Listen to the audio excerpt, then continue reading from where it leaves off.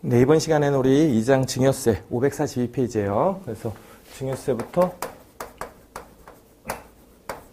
보도록 할게요. 증여세는 이제 완전 포괄주의라고 해서 이제 증여 형식으로 나가는 모든 것들을 과세하겠다. 뭐 이런 식으로 되어 있고, 일단 민법상 증여라고 해서 이제 당사자가 이제 일방이 우리가 증여라는 이제 무상으로 제공하는 이런 의사표시를 하고 이제 그 상대방이 수락을 하면 이제 성립되는 계약이 있다. 이렇게 나와 있어요. 그래서 증여는 무상으로 재산을 이전할 건데 그게 살아있을 때 이전을 하면 증여가 되는 거고, 돌아가셨을 때 이제 우리가 무상으로 이전되면 그걸 이제 상속이라고 하죠. 그래서 둘은 그 차이가 있어요. 그래서 일단 한번 보시면 이 증여자가 무상으로 재산을 이전을 할 건데 수중자 B한테 이렇게 이전을 할 거예요. 근데 이 수중자가 이제 개인이냐 법인이냐에 따라 달라지겠지만 일반적인 법인 중에서도 영리법인만은 제외다. 이 영리법인은 수중자가 무상으로 받아도 우리가 법인세라는 걸 과세하면 돼요. 근데 비영리법인은 달라요. 비영리법인은 따로 증여세를 과세할 건데 영리법인은 이제 법인세를 과세하기 때문에 제외다. 그 다음에 이제 우리 무상으로 이전하는 이 재산에 대해서 어떤 걸 과세할 건지 과세 대상에 대해서 간단히 살펴볼게요. 일단 증여세는 책에서 보시면 이제 우리 과세 유형으로 유산 취득세라고 했죠. 그래서 유산세라는 유산세 과세형은 우리가 상속세에서 적용하는 방식이고, 유산 취득세 과세형, 취득 과세형은 이제 수중자가 취득한 거를 과세시키겠다. 이렇게 나와 있죠. 그 다음에 과세 체계에서 증여자별, 수중자별로 과세를 하는 거고, 증여한 사람과 수중자, 요 1대1로 되는 요 증여에 대해서 과세할 거고, 그 대신 이제 증여를 동일인이 만약에 10년 동안 증여한 건 다 어떻게 하겠다? 또 합산하는 규정이 있어요. 그래서 뒤에서도 보겠지만, 아버지가 아들한테 증여를 매년 얼마씩 한다. 그럼 증여세를 매년 얼마씩 받을 때마다 증여세를 이제 신고를 했다고 치면 10년, 동일인한테 10년 누계해서 받은 금액을 다시 신고를 하셔야 돼요, 나중에. 그래서 그런 식으로 누계한 금액을 신고하도록 되어 있으니까. 그 다음에 이제 우리 과세 대상이라고 해서 첫 번째, 거주자하고 비영리 내후법인이에요. 이 비영리 내후법인은 국내외 모든 재산에 대해서 과세를 하겠다. 국내외 모든 재산이에요. 그 다음에 두 번째, 비거주자하고 비영리 외국법인이에요. 우리 비거주자하고 비영리 외국법인 같은 경우는 국내 소재 우리 재산, 국내 소재 재산, 국내 재산만 과세하겠다는 거죠. 그래서 외국에 있는 것까지 증여한 거 과세하겠다는 거라 국내에 있는 것만 과세하겠다. 그래서 이 과세 대상 잘 확인하셔야 돼요. 근데 얘네들이 누구예요? 당연히 수중자겠죠. 증여자는 이제 어차피 상관이 없으니까 과세는 이제 우리가 수중자가 납부를 하셔야 되고, 납세 의무자, 납세 의무자는 수중자가 되는 거고, 이 납세 의무자가 거주자냐 비영리 내국법인에 따라서 어디까지 과세할 거냐, 이렇게 국내 재산 아니면 국내외 모든 재산 뭐 이렇게 나와 있으니까. 그래서 이렇게 확인하시면 돼요. 이제 그 다음에 그 과세 대상 밑에 보시면 납세 의무자라고 나와 있는데 납세 의무자 같은 경우는 이제 일단 수중자죠. 수중자가 납세 의무자가 되는 거고, 여기서 이제 수중자가 보통 단독으로 과세를 납세 의무자로 해서 과세를 하면 되는데 예외가 있어요. 예외가 뭐가 있냐면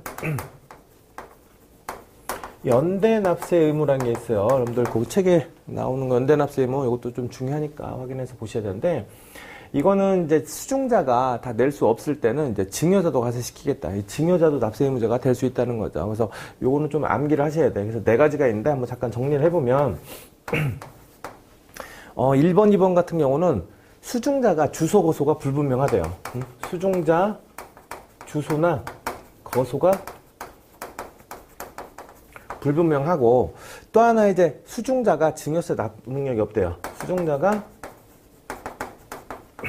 증여세 납부 능력이 없는 상태에서 얘네 둘은 조세 채권 확보가 곤란할 때, 그래서 조세 채권 확보가 이제 곤란하다고 이제 우리가 여길 그런 경우에 이제 우리가 연대납세의무를 지우겠다. 그래서 이 둘은 조세 채권 확보가 곤란한 경우만 이제 우리가 두 가지는 연대납세의무 증여자도 지우겠다는 거고, 일단 세 번째는 수중자가 비거주자일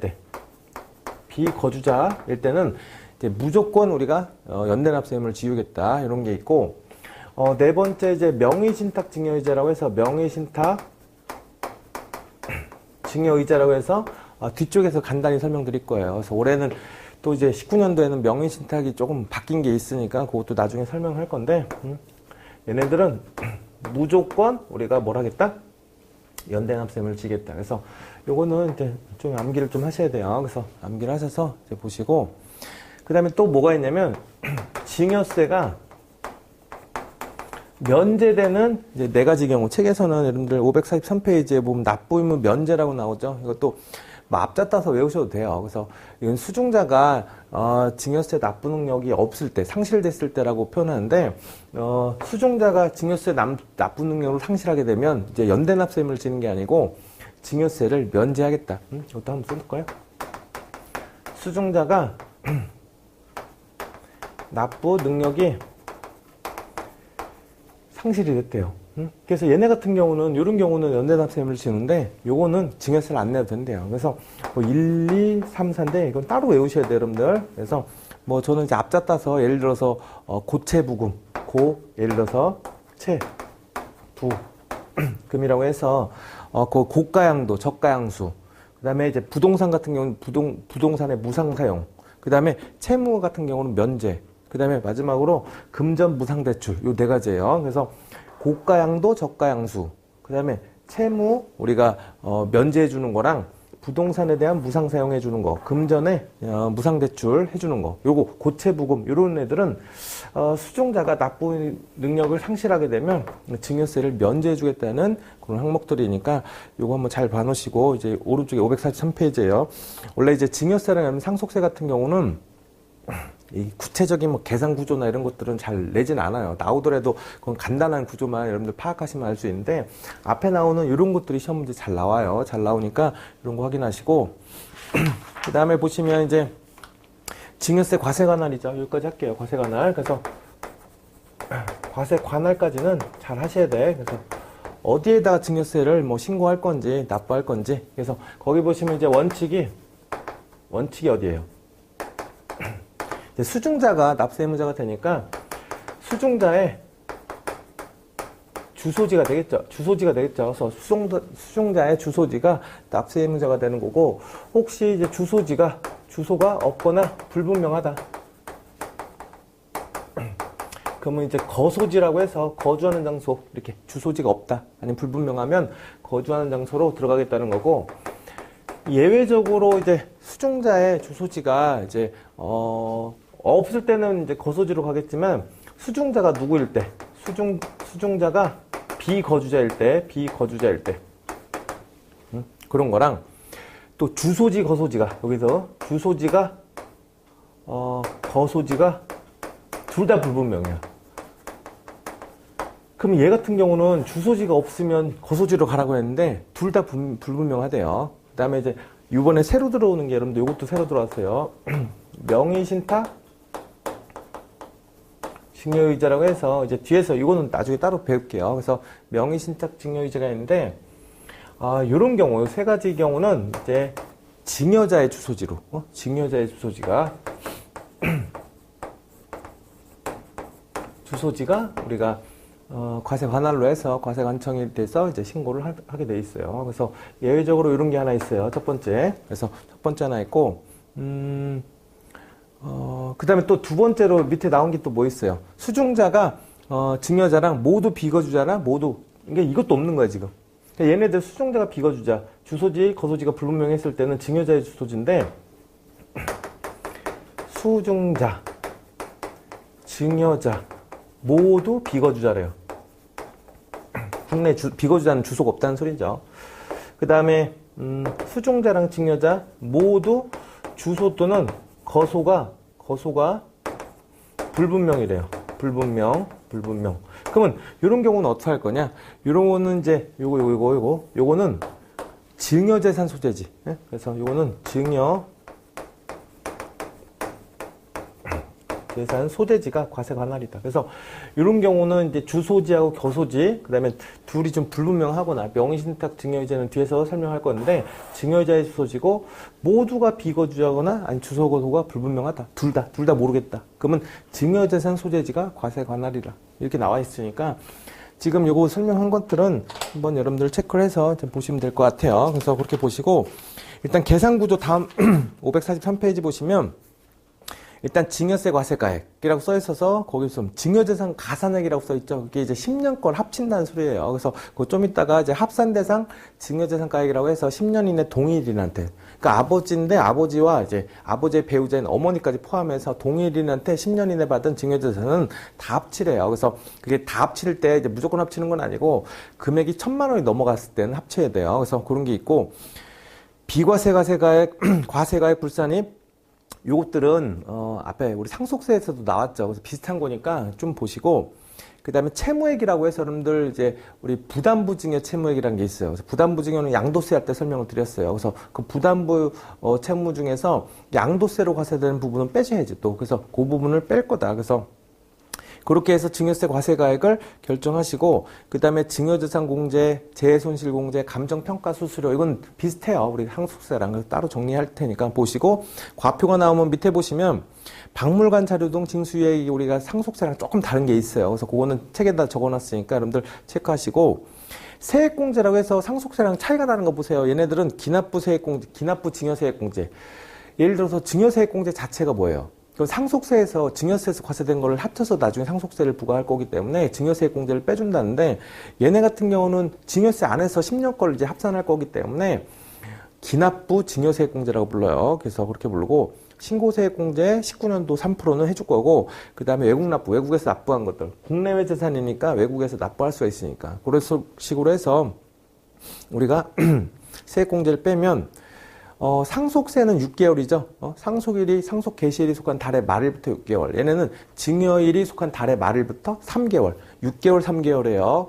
그 대신 이제 나중에 이제 뒤에서 나오겠지만, 우리 상속증여는 정보부과제도라고 국기법에서 되었죠. 그래서 걔네들이 이제 결정을 해주셔야지. 그래서 여러분들이 이제 세무공무원들이 이제 우리가 세무서에서 결정을 해줘야 되는데, 결정 기간이 좀 바뀌었어요. 원래, 똑같이 이제 우리가 6개월, 3개월이면 결정도 6개월, 3개월이었는데 그게 9개월, 6개월로 바뀌었다. 그래서 결정할 때는 좀 시간이 좀 더 길이, 텀이 있으니까 이렇게 보시고 이제 먼저 이제 우리가 공부할 거는 증여재산 가산액, 증여재산 가액, 그러니까 증여재산이 뭐가 있는지 다음 페이지부터 해서 하나하나씩 살펴볼 테니까 얘네는 여러분들 뭐 구체적으로 뭐 디테일하게 계산해서 뭐 계산해서 나오는 건 아니니까 그 항목들만 잘 보시면 될 것 같아요. 그래서 그거 하나씩 볼 테니까 이제 546페이지 보시면 이게 좀 중요해요, 여러분들. 그래서 본래의 증여재산가액이 뭐냐? 그래서 증여재산가액, 예를 들어서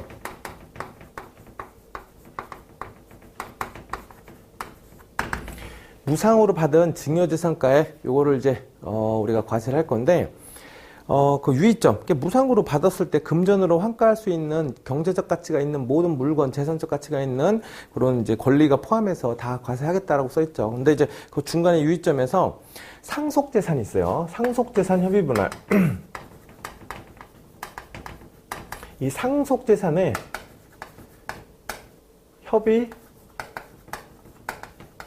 분할이라고 해서 이제 상속을 받을 때 우리가 이제 우리가 상속 비율만큼 이제 분할을 할 건데, 그게 이제, 협의가 돼서 더 많이 이제, 예를 들어서 어머니가 난 괜찮으니까 뭐 예를 들어서 너한테 더 주겠다. 이런 식으로 협의를 할 수가 있어요. 그래서 일단 저기 보시면, 일단 최초에 거기 보시면, 협의 분할이라고, 그러니까 상속할 때 처음부터 이제 상속 최초에 협의 분할이 됐다. 그럼 이런 경우는 어떻게 할 거냐? 이런 경우는 증여로 보지 않겠대요. 예를 들어서 엄마는 1.5, 예를 들어 자녀들이 111 이렇게 비율대로 해서 이제 3명의 자녀가 있으면 보통 배우자가 1.5고 자녀가 111 가져야 되는데 0.5를 우리 큰애한테 주겠다고 해서 최초부터 협의 분할을 해서 나왔다. 그럼 그 금액 자체는 우리가 증여로 보지 않겠다. 뭐 이렇게 돼 있어요. 그래서 이렇게 보시고, 근데 이제 최초 협의 분할 말고 그 이후에 재분할을 할 때가 있어요. 협의는 이렇게 그대로 받기로, 우리 상속 비율만큼 받기로 해놓고 나중에 재분할 시켰을 때도 이때는 이제 신고기간 내, 신고기한이라는 건 우리가 보통 3개월 내 신고한다고 했죠. 그래서 신고기한 내에 재분할을 하시면 요건 아직도 신고를 아직도 안 했으니까 이때는 증여로 보지 않겠다라고 돼 있으니까 이렇게 보시고, 그 대신 신고기간 경과 후, 그러니까 신고기간이 지난 상태에서 이제 우리가 그 뭐 한 거예요. 지금 협의 분할로 재분할이 된 거예요. 그래서 다르게 이제 비율이 바뀌었다는 건데 이때는 증여세를 내요. 그러니까 신고기간 경과 후 재분할되면 이때는 증여세를 낸다. 근데 이제 그 중에서도 정당한 사유가 있는 경우, 그래서 예를 들어서 정당한 사유가 있는 경우는 증여로 보지 않겠다는 이런 규정이 있어요. 그래서 그 정당한 사유라는 게 예를 들어서 법원 판결이나 거기 보시면 546페이지에 굵은색으로 박스 쳐 있는 거, 이제 거기서 보시면 초과해서 취득한 경우는 이제 증여세에 포함시키지 않는다라고 해서 상속 회부 청구의 소나 이런 거, 아니 민법에 따른 채권자 대위권에 대한 행사에 대해서 법원 등에서 판결 나온 경우들인데, 이건 신고 기간이 지나도 증여세를 보지 않겠다, 뭐 이런 규정이 있으니까 그거 한번 읽어보세요. 그래서 지금 1, 2, 3, 4번 읽어보시면 요 내용이 들어가 있으니까 그 애들이 정당한 사유로 나온 애들이 거기 나온 2, 3, 4번 그 얘기예요. 그래서 그렇게 보시면 되고, 그 밑에 있는 증여받은 재산을 반환한 경우, 이거 굉장히 중요해요. 그래서 여기다 써볼까요? 일단 증여를 받았어요. 그래서 증여세 나올 것 같아서 이제 증여재산을 반환했을 때 그걸 재증여로 볼 거냐? 증여재산 반환 시 증여재산 반환 시 재증여로 볼 거였는데, 이거는 우리가 이제 금전은 무조건이에요. 그래서 무조건 금전은 요 제외하고 계산하셔야 돼. 그래서 요거 하는 거는 증여재산은 무조건 금전은 증여예요, 증여. 그래서 반환할 때 시기 불문하고, 지금 시기를 얘기해 줄 건데 그 시기 불문하고 우리가 무조건 금전은 다 들어갈 거니까 금전은 빼고 얘기를 하는 거다. 먼저 이제 당초증여라고 돼 있어요. 당초증여. 이거 제가 그림으로 한번 볼 테니까 당초증여가 있고, 증여를 했더니 증여세가 나올 것 같아서 이제 신고기한 내 이제 다시 반대로 이제 재증여를 또 재차 반환 증여를 할 거고, 그 다음에 신고기한 끝나고 3개월 내 다시 이제 어떤 행위를 할 거예요. 그래서 일단 첫 번째 기억 당초 증여라는 게 있는데, 당초 증여는 일단 이렇게 당초 증여에서 신고기간 내 요 사이에 이걸 반환했대요. 당초 증여한 거를 이때는 증여를 한 거를 신고기간 내에 다시 돌려줬대요. 이때는 당초 증여에 대해서 뭘 안 하겠다? 과세를 이제 증여로 보지 않겠다. 반환한 거를. 그 다음에 신고기한이 넘었어요. 신고기한이 넘어서 우리 3개월 이내에 이제 우리가 당초 증여를 했을 때, 당초 증여 자체는 이때는 과세할 거고, 그때 3개월 넘어서 당초 증여 자체는 과세를 해야죠. 그래서 요 기간은 과세한다. 이 소리는 당초 증여한 거를 신고를 하기 전에 다시 돌려줬어요. 그러면 과세 안 하겠다는 거, 이거는. 근데 신고기한이 넘었을 때는 처음 증여한 거는 증여로 보셔야지. 그 다음에 이 이유도 마찬가지고. 근데 이제 니은으로 반환증여예요. 반환증여인데, 이거는 반환했을 때 요 기간에 이제 반환하는 건 당연히 이제 과세 안 하겠죠. 근데 반환할 때 이제 반환증여에 대해서도 요 기간은 괜찮대요. 요 기간. 그래서 지금 중요한 거는 여기. 그래서 요 기간은 신고기한 끝나고 3개월 이내 반환하시면 뭐가 된다는 거예요? 반환증여는 과세 안 하겠다는 거죠. 그 대신 3개월이 지난 후에 이제 우리가 반환하면 요거는 어떡한다? 이건 과세하겠다. 그래서 지금 얘 같은 경우 요게 중요한 거 이거. 그래서 요거도 처음 증여한 거는 당연히 신고기한 넘어가면 과세하겠죠. 그래서 지금 이런 규정이 546페이지 밑에 나와 있으니까 증여재산 반환할 때 재증여하는 거 이것도 잘 한번 보시고, 이것도 시험 잘 나오니까 요거랑 요거 잘 하면서 우리가 확인하셔야 돼요. 그 다음에 오른쪽에 증여재산 가산액.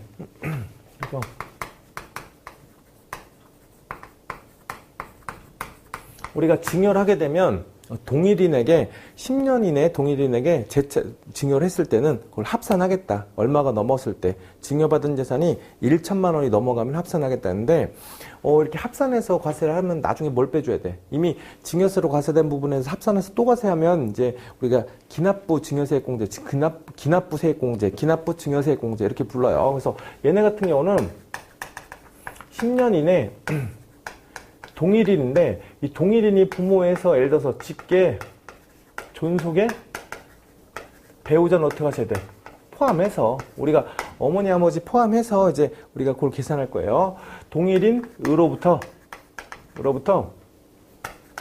증여 재산이 1천만 원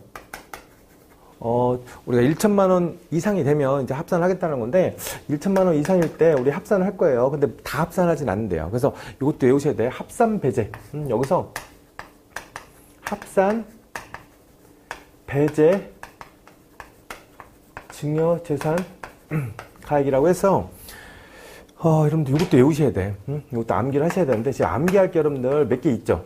아까 이런 것들은 그냥 말로 여러분들 이제 아셔야 돼요. 말로 풀었을 때 이제 요거 내용을 이해를 하셔서 보셔야 되고, 얘네하고 앞에서 배운 이제, 우리가 잠시만 볼게요. 요거 두 가지, 연대납세 의무나 증여세 면제하는 요런 것들도 암기해요. 그냥 단순하게, 요건 그냥 단순하게 우리 번호로 나올 거니까, 요거 구분할 때 이건 바로 우리 1분, 1분이 아니고 10초 만에 찍을 수가 있는 거죠. 그래서 요런 거 외우시고, 요것도 마찬가지예요. 이거 단순하게 여러분들 547페이지에 거기, 1천만 원 이상인 경우에 이제 증여재산가액을 이제 우리 가산할 건데, 증여재산 가산을 할 건데, 합산배제 증여재산가액이라고 해서 나온 것들 거기 있죠. 1번부터 거기 여러분들 이 책이 제가 다 완전 규정이 틀려서 제가 두 가지가 더 들어갔어요. 두 가지가 더 들어갔으니까 있는 건 빼고, 그래서 일단 전주합 재특, 일단 이제 앞자 따서 전, 주, 합, 제 이렇게까지 있죠. 그래서 5번, 6번이 새로 들어갔어요, 여러분들. 그래서 5번 같은 경우는 기존에 들어갔는데 제가 이건 빼먹고 썼네 보니까. 그래서 이거 써드릴 테니까 첫 번째 전환사채 주식 전환. 전환사채가 이제 주식으로 전환됐을 때 합산 안 하겠대. 근데 이유는 제가 밑에 써놨어요. 얘네들은 약간의 미실현 이익이다. 아직도 실현이 안 된 애들이라 합산을 못 시켜요, 얘네들은. 두 번째, 주식 등이 상장에 대해서 이익을 이제 우리가 이제 생겼을 때 그 이익의 증여는 굳이 합산시키지 않겠다. 이것도 언제 이제 상장할지 모르니까. 그래서 그런 게 있고, 합병을 통해서 이제 우리 상장했다는 또 이익인데, 전환사채, 주식에 대한 상장, 그 다음에 합병에 대한 부분, 그 다음에 재라고 해서 미성년자 등이 재산 취득을 한 후에 이제 5년 이내 재산 가치가 증가했대. 그래서 전주 합체, 재산 취득, 미성년자 재산 취득 후 5년 이내에 재산이 증가했다. 그래서 요 부분이 있고, 다섯 번째, 이건 이게 작년에 바뀐 건데, 특수관계, 법인의 법인과 거래를 통한 우리가 이익 증가, 이익에 대한 증여의제인데, 이게 하나 더 있어요. 특수관계 법인과 거래를 통한 증여의제. 여러분들 이걸 제가 최근 뒤에 보면 제가 이건 따로 정리해 놨으니까 따로 보시고, 얘네도 여기 포함되고, 올해 들어간 거 이제 명의신탁, 아까 명의신탁 증여의제 있죠. 증여의제. 하여튼 얘네 둘은 이제 여기랑 포함해서 합산 배제하는, 우리가 10년 이내 동일인한테 합산하는 걸 배제하는 증여니까 이거는 꼭 암기하셔야 돼요. 특히 얘는 굉장히 잘 나올 거예요. 그래서 전환사채 얘기 나왔다, 주식에 상장이 들어갔다, 합병을 통한 상장을 했다, 아니면 재산 취득 후에 5년 이내 재산 같이 증가하는 것들, 이런 것들하고 특수관계 법인과 거래를 했는데 그러고 나서 나중에 이익을 취한 것들, 그 다음에 명의신탁 증여의제라고 해서 뒤에서 배울 거니까 이런 것들은 일단 합산을 배제하겠다는 거고, 얘네들은 특히 합산을 하게 되면 이중과세가 되죠. 그래서 이중과세를 어떻게 한다는 거예요? 배제하기 위해서 기납부 공제를 또 들어갈 거예요. 그래서 그렇게 합산 배제 증여재산가액하고 기납부세 공제 보시면 되고, 일단 그 다음 페이지 보시면 과세가액, 비과세 재산가액이라고 해서 과세가액 불산입하고 그 박스로 나온 거 있죠. 얘는 뭐랑 비슷하냐면 우리 상속세도 이게 비슷하게 있어요, 여러분들. 그래서 상속세, 국가로부터 이제 국가로부터 증여받은 재산이나 아니면 국가가 증여받은 것들, 아니면 이제 거기 정당법에 따라서 정당이 증여받은 것들, 뭐 이렇게 비과세 항목들이 있으니까 이걸 한번 읽어보셔야 돼. 이건 읽어보시고, 이건 외울 수는 없어요, 여러분들이. 그래서 한번 좀 읽어보신 다음에, 아, 이런 것들은 비과세 하는구나, 이렇게 생각해 보시고, 과세가액 불산입도 우리 상속하고 거의 비슷해요. 공익신탁, 공익법인들이 추정받은 재산, 공익신탁 재산가액, 공익신탁, 공익을 목적으로 신탁을 한 거죠. 그 다음에 장애인이 증여받은 재산 중에서 뭐 어떤 요건을 갖춘 것들, 이렇게 밑에 나와 있으니까, 이것도 한번 해보시고, 일단 얘네들은 뭐, 어떻게 보면 시험에 많이 나오는 케이스는 아니에요. 일반적인 경우가 아니기 때문에. 비과세하고 과세가 된 불산입이 있다. 이렇게 보시고, 마지막으로 이제 차감할게. 얘네 둘 뺐죠? 차감할 게 채무액이죠, 채무액. 채무액은 빼줄 건데, 그냥 빼주는 게 아니고, 부담부 증여 시 우리가 채무 인수액. 그러니까 부담부 증여를 하면 채무 인수액을 뺄 건데, 그거 왜 빼겠어요? 양도세를 과세하니까. 그래서 그 부분 한번 잠깐 볼게요.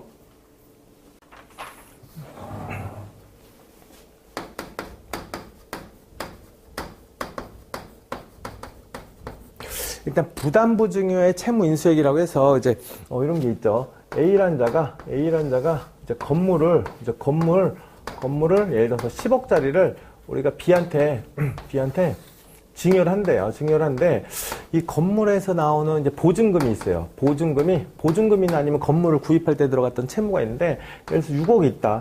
6억도 같이 증여를 했겠대요. 그래서 받아가는 B가 요거를 부담했다고 해서 6억을 증여하면 부담했다고 해서 이제 부담부 증여를 하는데 B가 요거를 증여할 때 받아가는 그 중에서 보증금 6억은 요게 양도소득세라고 해서 이제 6억에 대한 부분은 A가 내야 되는 거고 이 증여세는 증여재산가액이에요. 증여세는 이제 우리가 그 중에 나머지 4억만큼만 증여재산가액으로 넣어서 이제 계산하라는 게 우리 이 부분이죠. 그래서 이런 식으로 이제 수중자가 인수한 채무액이 있으면 빼주고 실제 10억짜리 받았는데 이만큼 빼줘야죠. 6억을 양도세로 들어갈 거니까 이렇게 빼줄 건데 이거를 다 빼줄 거였는데 그렇진 않대요. 그 밑에 예외가 중요해요. 그래서 일단 뭐가 되냐면 배우자하고 상대방이 배우자나 직계, 좀비 속간 뭐 증여의제라는 게 있어요. 일단 증여의제 이렇게 뒤에서도 배울 건데 좀 증여의제로 쓰지 않고 부담부증여라 먼저 쓸게요. 증여의제는 뒤쪽에서 나오니까 부담부증여. 그러니까 지금 배우자고 직계 좀비 속에서 서로 증여하면 예를 들어서 증여하면 그 증여로 이제 볼 거냐 아니면 이제 뭘로 볼 거냐 이런 게 있는데 그건 뒤쪽에서 한번 나올 거고 지금 여기서는 부담부 증여를 배우자 간 아니면 이제 직계 좀비 속 간 이제 우리 부담부 증여를 냈대요. 그 원칙은 뭐라고 됐냐면 이게 부담부 증여를 하게 되면 이제 배우자나 직계 좀비 속은 부담부 증여로 보지 않겠다는 거예요. 그래서 부담부 증여 인정하지 않겠다는 거는 채무액이 인수되지 않은 것으로 추정한다. 그래서 채무액을 이제 인수를 해서 이쪽에서 나중에 부담을 해야 되는데 채무액을 인수하지 않은 걸로 채무액은 따로 인수되지 않는 걸로 이제 보고 가겠다. 이런 게 이제 그 첫 번째 나와 있는데 예외적으로 어떻게 하면 돼요? 예외적으로 수중자가 거기 보시면 이제 실제 부담한 것을 인정됐을 때는 이제 인정해 주는 거. 수중자가 실제 이제 부담되는 거. 그러니까 채무액을 부담한 것을 부담을 인정을 받으면 그때 이제 부담부 증여로 보겠다. 뭐 일단 배우자하고 직계 좀비 속이 부담부 증여를 하게 되면 일단 뭘 안 하겠다는 거예요. 부담부 증여로 보지 않겠대요. 보지 않겠다는 게 있고 그때 수중자가 실제로 이제 그 채무를 부담하게 되면 그때 부담하게 됐을 때 그때는 부담부 증여로 봐서 그 금액을 빼는 걸 인정해 주겠다라고 되어 있으니까 객관적으로 입증을 받으셔야 돼요. 이거 배우자 직계 좀비 속간 부담부 증여 이것도 중요하니까 그래서 이렇게 보시면 될 것 같고 그 다음에 채무 인수액까지 빼면 이제 우리 뭐가 나와요. 그래서 증여재산가액 나오죠. 증여세 과세가액. 그래서 우리가 증여재산에서 비과세, 그러니까 재차 우리가 합산하는 거, 합산대상 증여재산가액을 이제 합산한 다음에 그 다음에 비과세하고 이제 우리가 과세가액 불산입하고 채무액을 빼면, 그 중에서 부담부증의 채무액을 빼면 과세가액인데, 증여세 과세가액에서 증여재산공제, 재해손실공제, 그 다음에 감정평가 수수료인데, 재해손실공제하고 감정평가 수수료는 상속세하고 동일해서 굳이 여기서 설명할 필요가 없어요. 그래서 우리가 증여재산공제랑 우리가 감정평가 수수료 공제하고 재해손실공제는 한번 읽어보면 보시고, 그냥 증여공제만, 일반적인 증여공제만 보시면 될 것 같아요. 그래서 일단 증여공제가 첫 번째, 증여재산공제죠. 한마디로 증여재산공제라고 해서 이제 얼마큼 빼줄 거냐. 그래서 얘네들은 일단 증여재산은 10년 합산이 될 거니까, 예를 들어서 10년 합산이 될 거니까 공제도 10년 합산해서 이만큼만 빼준다는 거예요. 그래서 증여할 때마다 이걸 빼준다는 게 아니고 이걸 다 10년 합산, 10년치를 이제 이렇게 빼준다는 거죠. 이제 배우자한테는 증여재산으로 6억만큼 공제한대요. 그래서 배우자한테는 6억. 그 다음에 이제 직계존속, 직계존속인데, 얘네들은 배우자로부터 증여, 직계존속으로부터 증여. 그러니까 누가 증여했냐에 따라서 이제 직계존속. 3번은 직계 비속으로부터 증여 이렇게 나와 있는데, 이 직계존속은 5천, 직계비속도 5천이에요. 이렇게. 그래서 직계존속으로부터 증여, 비속으로부터 증여하고, 수중자가 미성년자, 그러니까 직계존속으로부터 이제 받았을 때, 요거 5천을 받을 건데, 수중자가, 예를 들어서 수중자가 미성년자다. 이건 아들로부터 받은 거예요. 그래서 이건 아버지로부터 받았는데, 수중자가 미성년자면 5천이 아니고 2천만 빼주겠다고, 2천만 빼주겠다고 돼 있으니까, 요게 5천, 수중자 2천, 그 우리가 미성년자 2천, 이렇게 오고, 그 다음에 이제 나머지 기타인데, 이건 6촌인의 혈족, 우리가 사촌인의 인척이라고 해서 뭐 가족이에요. 그래서 이거는 이제 기타라고 쓸게요. 제가 기타는 1천만 원이다.